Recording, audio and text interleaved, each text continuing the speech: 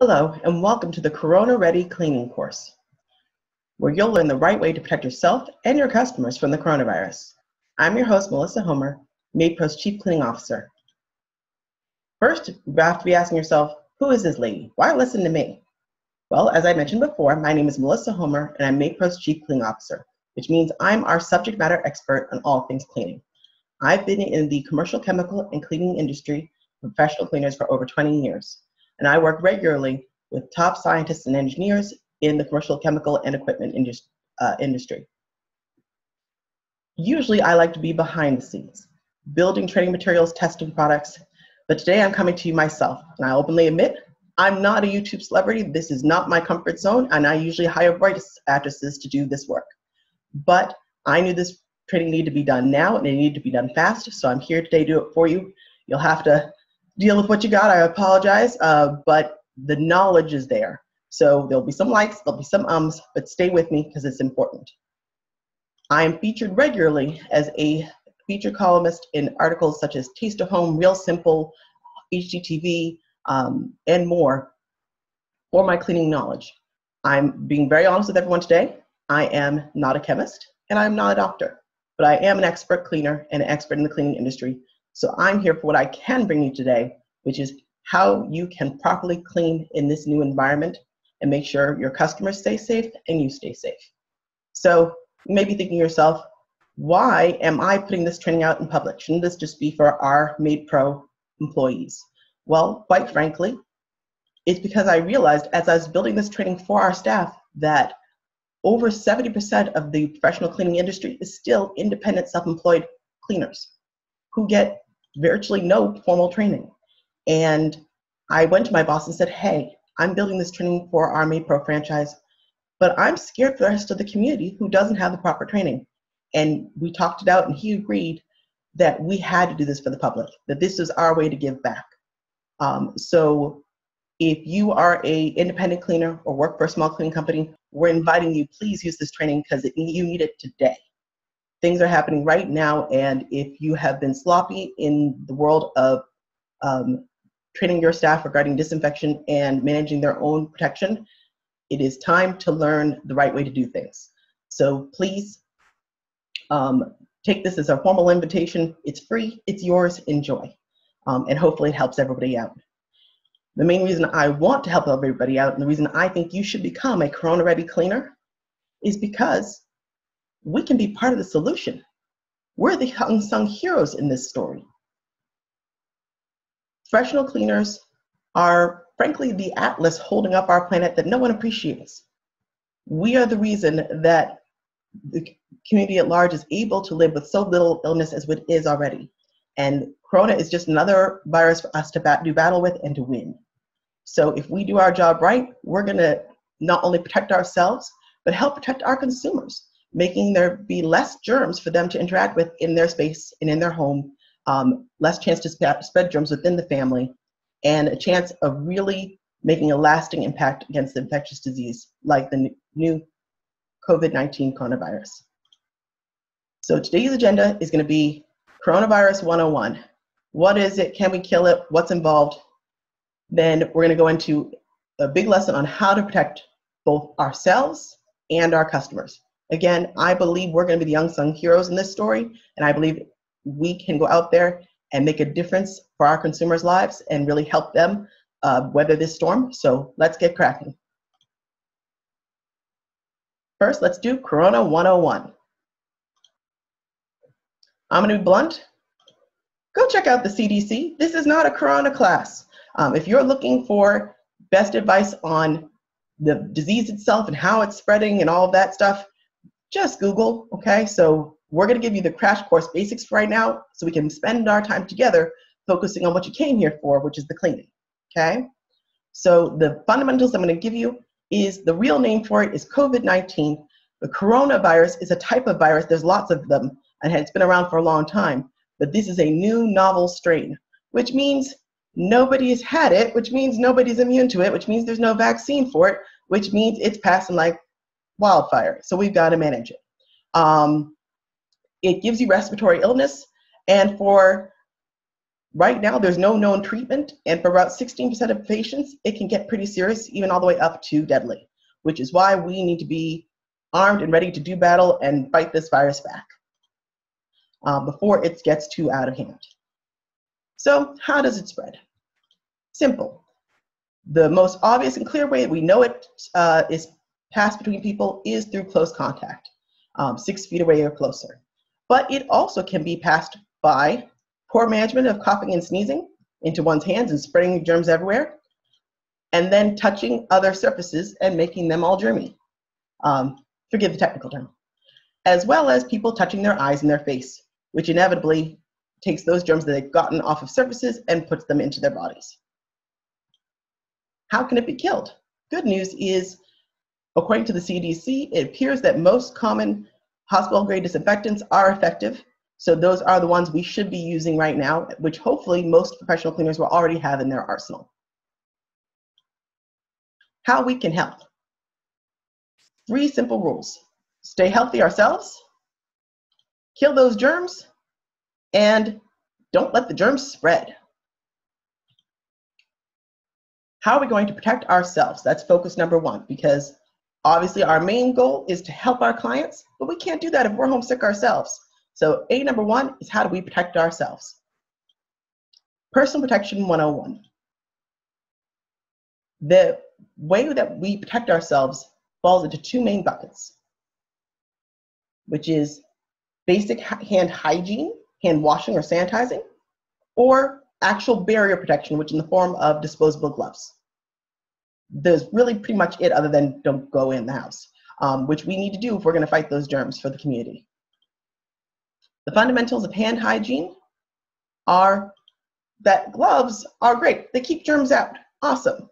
But the real problem is they're not foolproof. If you take them off wrong, or if they rip while you're working, you're in trouble. So that's where hand hygiene comes in. Hand washing always works the best. It takes off all the germs, but it can leave germs behind if you don't do it right. I'm looking at you, Miss 6-second washers. Full 20 seconds here. And lastly, there's hand sanitizer, which does kill germs, but leaves them behind if your hands are dirty or use it incorrectly. This is one of the biggest misconceptions, both with our consumers and fellow professional cleaners. When something says, "Ooh, it's a sanitizer," it sounds more exciting, but the reality is, if it's used on dirty hands, it's less effective than washing your hands. No, it sounds exciting, but always the tried and true gold standard is to wash those hands and then put your gloves on to create yet another further layer of barrier. So again, back to that hand hygiene hierarchy, always wear your gloves. It's always easiest to get germs off when you don't have many on there in the first place. If there's less glove germs on there to start with, it's easier to wash off. Always wash your hands, because as I said, that's the most effective way to remove as many germs as possible. And finally, if hand washing is not an option, hand sanitizer is absolutely a godsend when soap and water is not at play. So right now, we're gonna prompt the hand washing technique video from WHO so that you guys can see right from the source how to wash your hands properly the full 20 seconds.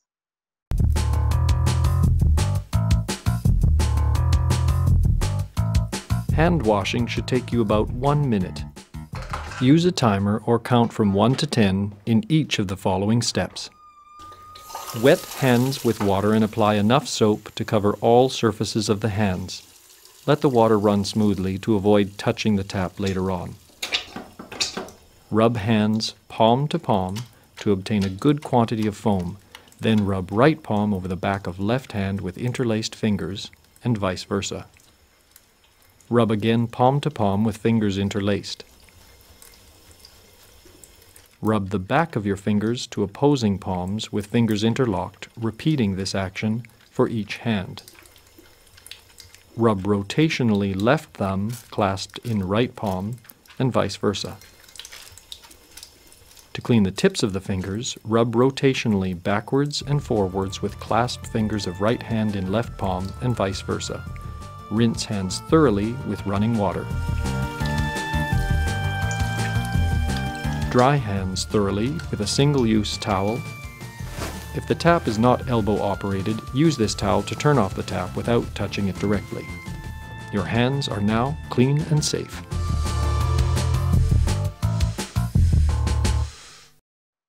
Next, we're going to watch a proper glove wearing video. What I want you to particularly take away from this video is the importance of how you grip the gloves and the importance of hand hygiene both before and after putting on and off your gloves. Sam performs hand hygiene and then puts on her gloves.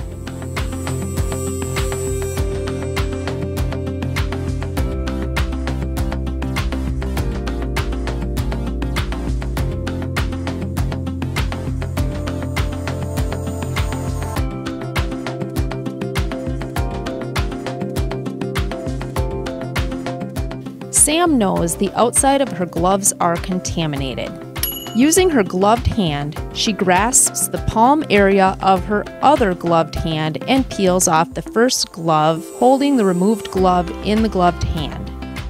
She slides her fingers of her ungloved hand under the remaining glove at her wrist and peels off the second glove over the first glove.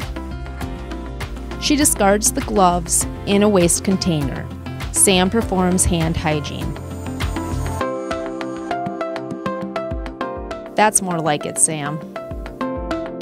Just to reinforce what you've seen in both of those videos, hand washing needs to be at least a full 20 seconds. Find your favorite song. It's all over Twitter right now. I don't care if it's Staying Alive from the Bee Gees or Raspberry Beret, but wash the full 20 seconds. And remember, use that paper towel to exit the, turn off the faucet and leave, so you're not picking up somebody else's bad 6-second washing job. And in terms of the proper glove wearing, the key that you may not have picked up there is it's all about not touching your gloves with dirty hands first, so you're putting dirty hands in the gloves, and touching the outside of the glove with already dirty infected hands. And when you are pulling them on and off, you're always grabbing at the wrist, not the hands where it's most likely going to be dirty. And when you're removing those gloves, you are pinching the glove as opposed to sticking your finger under it for the first one, so you're not taking that dirty gloved hand and shoving it all over your wrist and palm. You pull it off, and then with the clean hand, slide under the other hand to pull, peel, and contain them together. If you can master that, then your gloves are actually doing something for you. But here's another way they may not be doing something for you, and this is where I see a lot of professional cleaners could use a lot of refresh, which is the touching the eyes, nose, and face problem. Gloves are awesome, but they do nothing for you if you take those gloved hands and then start rubbing your eyes and scratching your nose and eating a snack while you're at the clean with your gloved hands on that hasn't been washed. So you need to learn to protect your eyes, nose, and face. That looks like coughing properly into one's elbow as opposed to one's hand, which you're trying to keep clean, for both the consumer's sake and for ourselves. It also looks like not touching your eyes. It also looks like remembering that when you're cleaning, you need to learn the joy of the forearm. Your forearm can wipe a sweaty brow. Your forearm can push up your glasses. Your forearm can do lots of things, and it tends to be much less germy than your actual hands. If you are a frequent eye toucher, I recommend wearing safety glasses or goggles during this time frame, not because it's going to help you protect from a virus, but because it's going to act as a physical barrier to remind you, oops, I'm touching my eye. Oops, I'm touching my eye. Melissa told me, don't touch my eyes. So that will help you remember and hopefully retrain the behaviors. Again, this is something we should have been doing anyway. No one wants to pick up customers' colds or flu or toddler germs. This is just doubling down what we should have been doing everywhere anyway, so don't let this scare you. This is typical protection for house cleaners always. It's just we have to make sure we're doing it right now because something even more concerning than usual is available to get in our bodies, and we want to keep it out. Now, everyone's going to ask me, what about masks? Let's be honest. You can't get them anyway, so stop stressing about it. But even if you could, it's a pointless activity at the moment. The standard masks, the nuisance dust masks that most residential cleaners wear for things like oven cleans, what have you, are completely ineffective towards the coronavirus. The N95 masks that actually could possibly be a little effective must be properly fit, and you must have a full training on how to wear them properly, which most residential cleaners don't have. And right now there's a full run shortage on them, and a lot of them are made in China, so that full run shortage isn't ending anytime soon. And if anyone does get inventory, it should be going to the healthcare workers who are on the front lines, making sure that everyone gets well. So long story short, masks are out of the picture for a while now anyway. And if you feel the need to go on eBay and try to fight somebody for it, it's not going to help you anywho. And if you go on Pinterest with some ridiculous pattern to crochet yourself one, it's still not going to work. You're just going to look exciting. So please focus on the PPE, the personal protective equipment, the gloves and the goggles we know do work. The gloves most of all. And the goggles, again, just to remind yourself to keep your hands off your face. Let's talk about the ideal home entry and exit hygiene plan for routine residential cleaning. Let's talk about the ideal entry and exit hand hygiene routine for residential cleaners. I know this is what you came here for. Here's the proper order you should be using to put on your gloves, wash, use hand hygiene, enter and exit the home, so that you are reducing your likelihood of getting infected as little as possible, so that you continue to stay healthy and help your customers. So here it goes. And I'm going to move myself out of the way here so you can see. And the deal is this. Step 1, you're going to wash hands before you leave for work. As you learned in your previous slide, hand sanitizers do not work well on dirty hands. Your body oils and soils on your hands consume that alcohol and keep it from working. So clean hands are the only thing that work well with hand sanitizer. So when you get home, the best thing you can do for yourself is right before you leave for work, give your hands a good scrubbing. Cool. When you drive up to the customer's house, you want to have that hand sanitizer waiting for you in your cleaning caddy. Before you go into the property, pull out your sanitizer, give yourself one last good go over so you're sure your ungloved hands are nice and clean. Grab your gloves from whatever box you keep them in, put them on properly, thank you, and head on into that property to go fight those germs and help your client out. Go in the home. You're going to learn how to, in the rest of this class, we'll talk about where to clean, but you're going to focus on all those high touch points like appliances. And by the way, that front doorknob you need to leave out of, make sure everything's clean and properly disinfected. That brings us, by the way, to step 3 here. Then we're going to remove our gloves. Properly, thank you, what we talked about from the palm and underneath. And immediately wash our hands properly in the customer's sink. This is at the very end of the clean, hopefully when we're all packed up and ready to go. After we've taken off our gloves and washed our hands properly, we're going to scoop up the last of our stuff and head on out. When we get to our car, before we enter, we're going to grab our hand sanitizer and one last time go over our hands, because if there's any germs in the property that through our disinfection we happen to miss, we want to make sure we're not taking those with us to the next client. So we want to do that before we touch the car and get the car all infected. So again, if we're going to walk through the steps one last time, it's wash your hands, bring your hand sanitizer with you. Sanitize in the car, put your gloves on. Go inside, clean like you mean it. Remove your gloves properly and wash your hands in the sink. Go outside, give yourself one last splash of sanitizer, open the door, and away you go. And you will again have done everything according to the CDC that you can do to properly protect yourself against any infectious disease.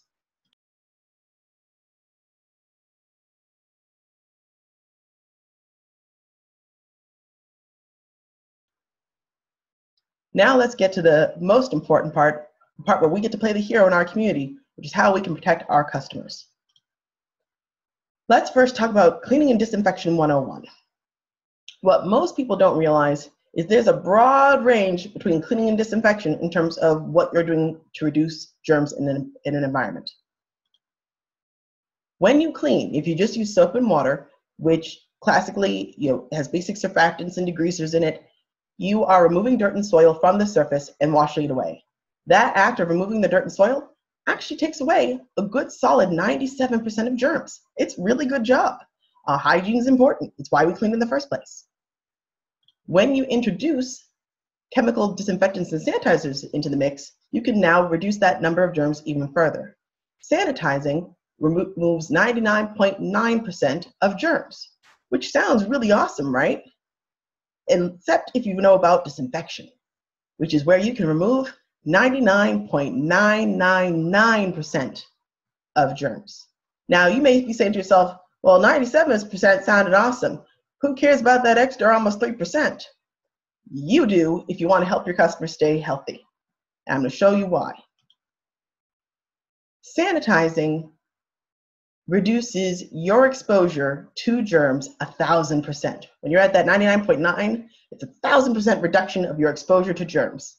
Awesome, right? Except when you wait till you see disinfecting. It reduces your exposure 100,000-fold. Yes, that's right.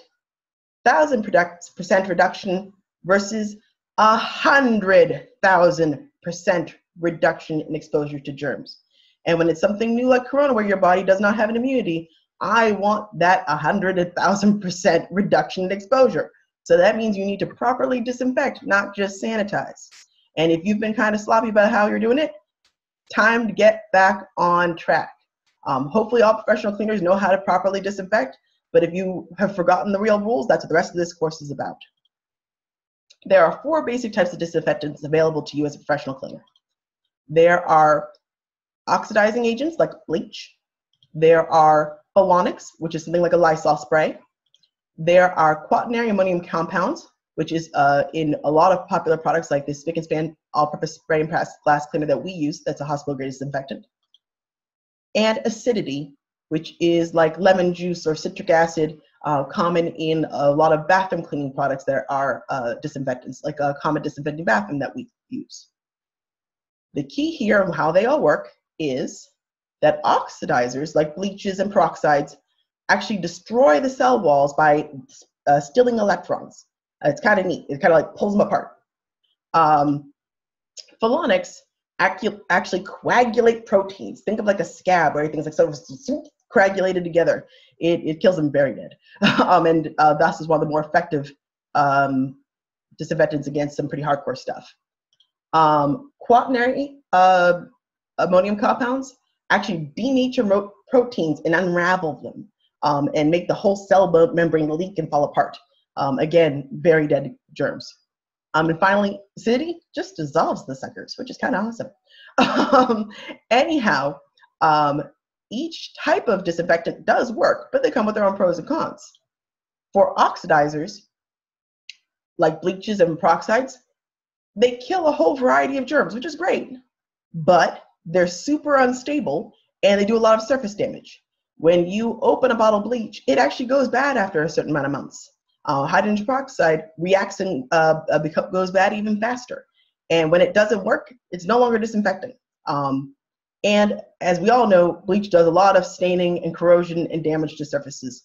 So using it all the time isn't great. But when you need it, you need it. Quats do no surface damage. They're awesome.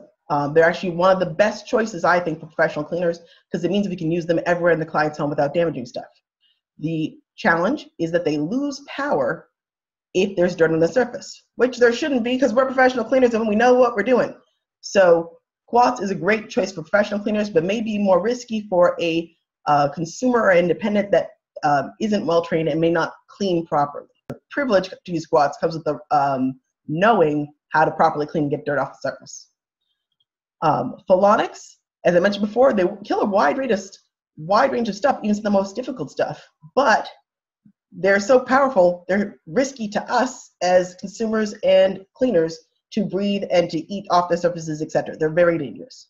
So they're great for germ kill, bad for us, so you only want to really use them in a healthcare setting where you absolutely have to. You know, if you're fighting C. diff and you're trying to manage it going through the healthcare facility, you're going to whip out some pholonics, but otherwise it's not a great choice. But again, we're grateful to it existing in the healthcare industry where we need it the most. And finally, acids. The good news is they're simple and they work. The bad news is, again, just like the oxidizers, they also come with some surface damage and some safety concerns because, well, no one enjoys getting burned by acid. So we're going to pick our poison here. And again, depending on how they're used in each product, you're always going to read the manufacturer's labels, but this is the basics of how they work. So the underlying theme for all of these products, though, is you gotta clean before you disinfect. This is the #1 mistake of independent cleaners and consumers cleaning at home. They say, oh, look, I've got this magical disinfectant. I'm just gonna spray it over some dirty counter and walk away. And look, Mom, no more germs. I'm safe from coronavirus. Lies, okay? You must remove the dirt. Why? The dirt consumes the disinfectant and it shields the germs on the surface from contact with the disinfectant. And all the germs that didn't get killed can now feed on the remaining dirt and stay alive longer. Can't underline this enough. If you want germs gone, gotta clean first and then disinfect what's left. Got it? Good. All right. The other big rule is disinfection takes time. One of the biggest things that drives me bonkers, and I see professional cleaners all over the country, all across companies doing it, they go, oh, look, I've got this super powerful disinfectant. I'll just spray it and wipe it dry and I'm good to go. No, you're not. All those chemical reactions I described earlier, that coagulating of proteins and unraveling of proteins and breaking down of cell walls, takes several minutes to occur. If you just spray and wipe, the bottle of disinfectant you're using is no more effective than soap, period. I don't care how sexy the bottle is. I don't care how exciting it sounds. If you just sprayed and wiped it dry, it is doing nothing more than soap for you. To sanitize a surface, to kill that 99.9% of germs, for most standard products, takes around 5 minutes. Again, always read the labels because your product may be different, but most products, it's 5 minutes. To disinfect takes a full 10-minute soak. If you're not waiting the 10 minutes, if the surface isn't staying wet 10 minutes, you've annoyed the germs, you haven't killed them.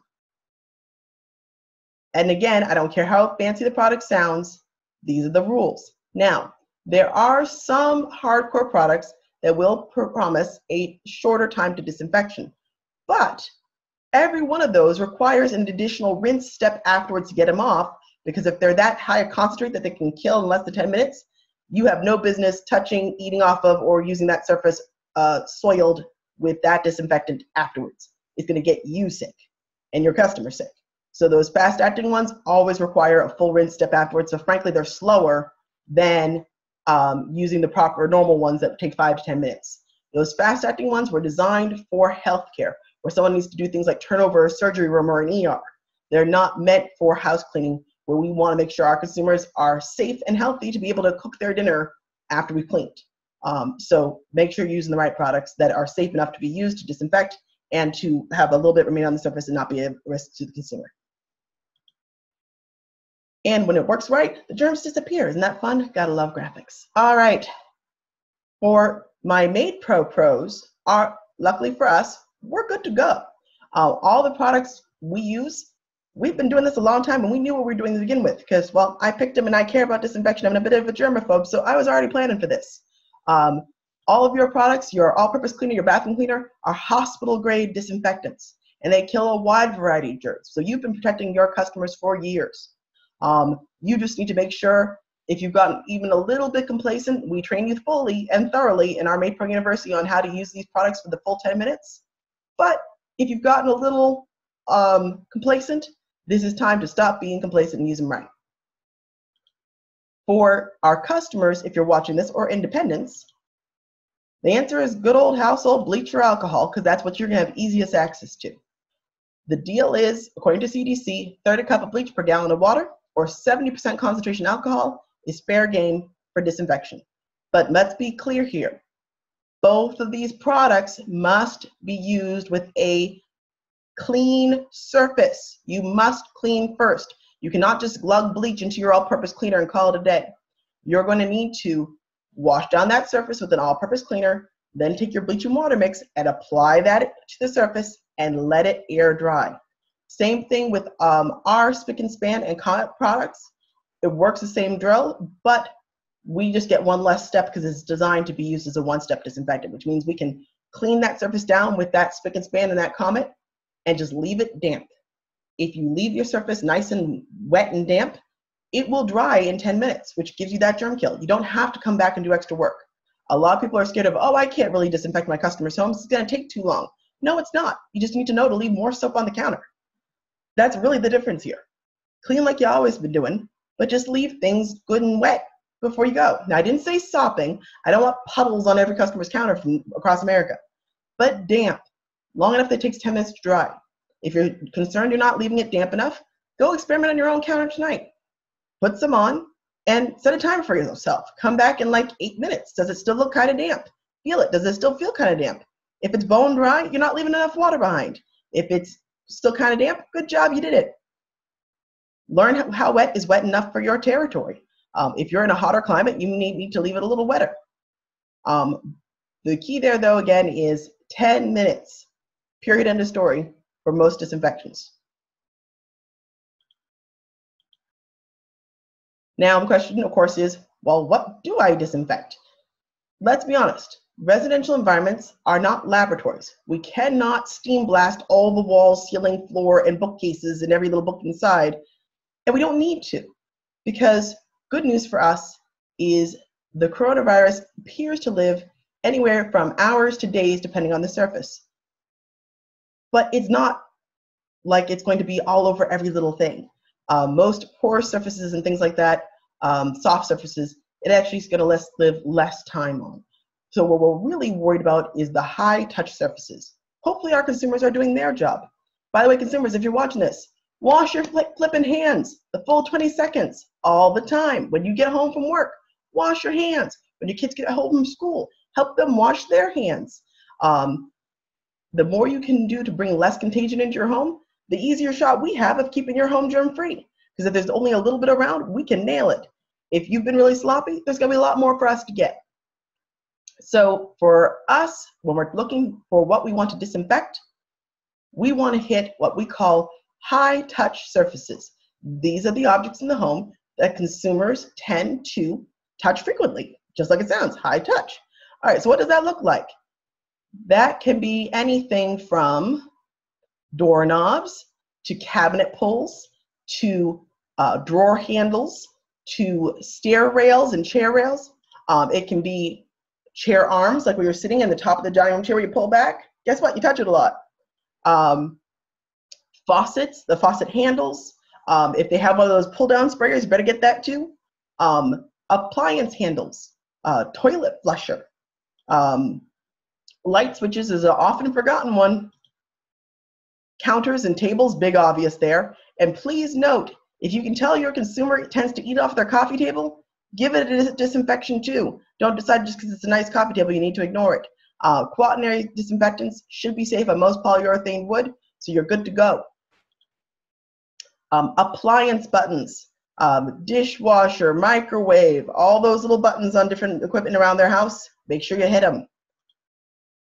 And of course, technology. So this is a tricky topic. Most technology, there's a risk of getting water into the appliance or remote or whatever it is, and you don't want to short out somebody's stuff. I get it. But we need to make sure they're healthy too. My best advice is spray your towel with your disinfectant. Give it a gentle rub to make sure you're getting everything as clean as you can first. We want to get all the dirt and germs off, because again, people tend to be really terrible about eating and watching nightly shows and touching their remotes, and they're all gross and covered in food and bits and so get it as clean as you can. Then in terms of dampening it, the trick I have found that seems to work the best for me is I will dampen my microfiber towel heavily with my disinfectant and turn the appliance, whether it's a remote control, etc., upside down and blot, blot, blot, blot, blot that surface to get it good and damp gently. What I'm trying to do is get those buttons wet without pressing water past the seams of the button into the electronics. If I have it facing upright, gravity is going to work against me and pull those soap down into the buttons and mechanics. But if I have it upside down and blot, blot, blot, blot, blot, I am much more likely to be able to get that surface good and damp without getting water into the electronics. The customer's smartphone is probably with them, so you can't do much about that. And a lot of touch screens have rules about what you can and can't use on them. So that's going to be for the consumer to handle on their own, unfortunately. But as much technology as you can wipe down, remote controls, etc., do try to address it. And remind your consumer that if they find out that their computer screen, etc., can be cleaned with a disinfectant, they should let you know, and that way you can take care of it for them as part of your routine. Disclaimer. In the last slide, I didn't tell you to disinfect the toilet, tub, shower, and sink, because in professional cleaning, that's a given. It's like saying water's wet. The point of that slide was to list the stuff you might have forgot, not the basics like toilets, tubs, showers, and sinks. There, I said it. Now let's get back to the presentation.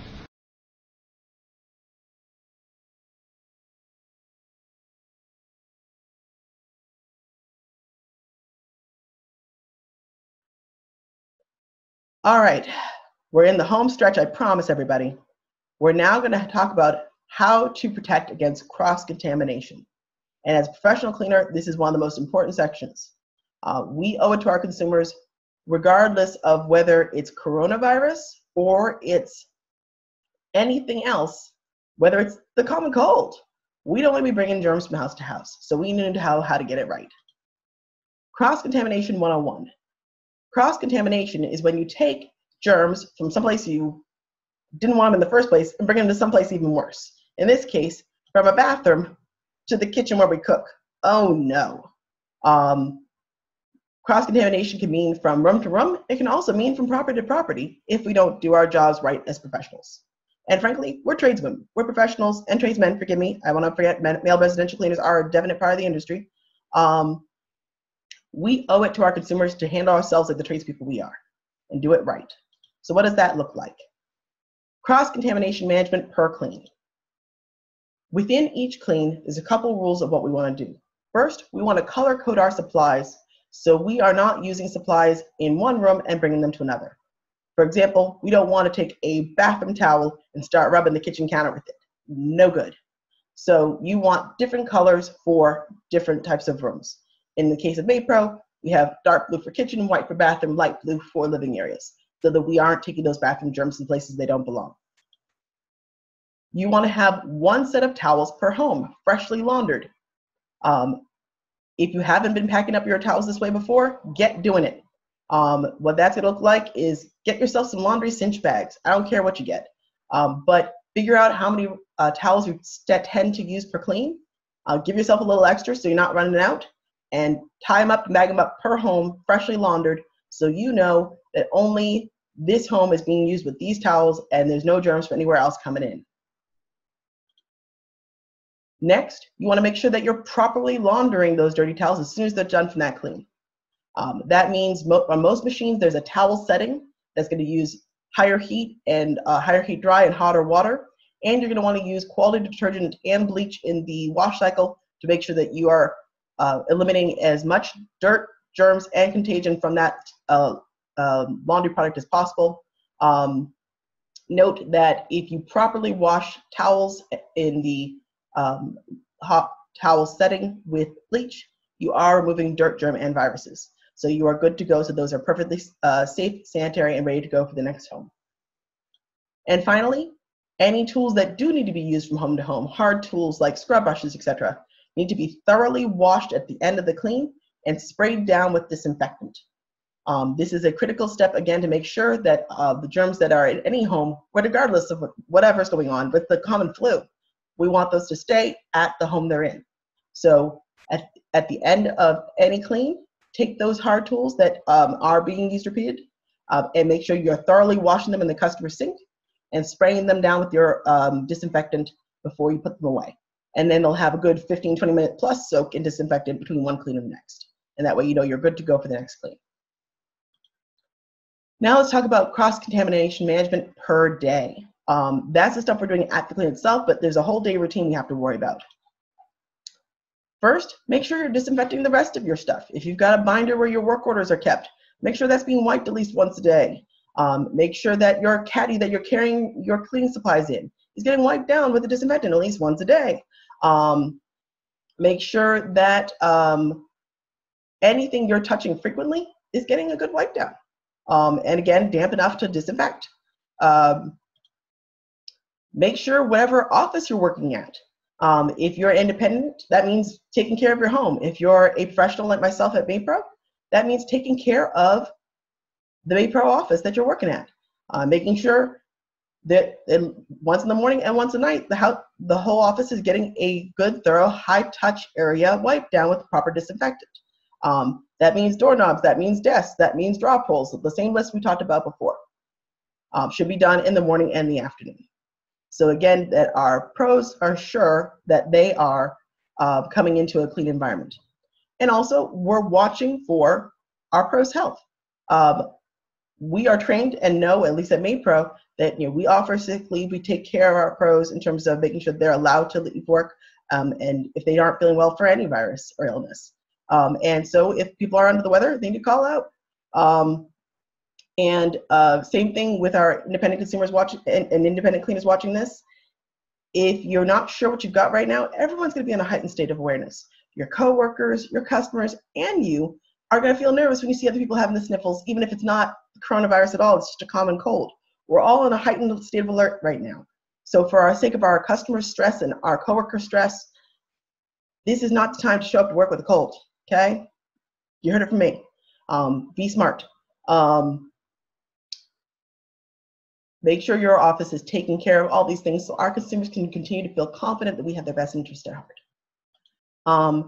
Your car is another place that needs to be well cared for. Just like I said, Purell before you get into it. Once a day at least, wipe it down with disinfectants on the steering wheel, the gear shift, all the places that you're touching frequently. Again, to ensure that as much as possible, we're keeping ourselves healthy so we can keep our customers healthy and continue to help them fight this virus. And that gets back to taking care of yourself. Wash your hands properly, not just when you're on the job. Get some sleep, get some exercise, eat right. We want to make sure our immune systems are ready to go for any illness we're fighting, regardless whether it's a new novel strain or it's the good old-fashioned cruise ship illness. We always need to make sure that we are keeping ourselves in our best health to help the community properly. So some final thoughts. COVID-19 is new, but proper cleaning is timeless. This is stuff we all should have been doing anyway. Most of this is MaidPro standard practice. Actually, pretty much all of it is. It's just we're doubling down to make sure we remember to do it. It's easy to get complacent when your houses look beautiful and clean, and we've been doing it forever, and you've been a cleaner for years. This is time to take it as sort of a gentle shot across the bow and say, oh yeah, I should have been doing this anyway. I'm a tradesman, I'm a professional, I know what I'm doing. Let me do this right. And let it stay with you long after COVID-19 becomes a managed issue. The gold standard is not going to change. Proper hygiene before putting on gloves, wearing gloves all clean long, not touching your eyes, isn't going away, even if we do find a vaccine for this illness. These things are not changing, they are the gold standard. So use this as a chance to find the lemonade out of your lemons here and make you a better cleaner. And finally, the thing I want to leave everyone with, you're the hero in this story. Your consumers are counting on you. Your consumers are actually ahead of the game versus most of their neighbors because they've got a professional coming into their property, looking at their property in a way that they won't remember to. You know the high-touch item list now. You know how disinfectants properly work. You're the one in the best position to help them stay healthy through this whole process. So go out there, battle ready, and do what you can to help your local community. And last but never least, keep calm and love a research scientist. I am so grateful to all the resources I was able to tap to build this presentation today, and to the CDC and all the doctors and nurses working tirelessly and scientists tirelessly working right now to help us get this thing under control. Help is on the way. I believe in smart people. I believe they will help us, but till then, let's get out there and do battle and help keep this thing at bay. Thank you for joining the class. After this, there's going to be a brief exam to help you see if you remembered what you learned. If you need a service to take care of you, MaidPro is always here. If you're another independent cleaner and want to work for a company that takes care of you and teaches you proper training, we're here to help. And we'd love to help you and have you join our family. Thank you for watching, and get out there and let's go battle those germs.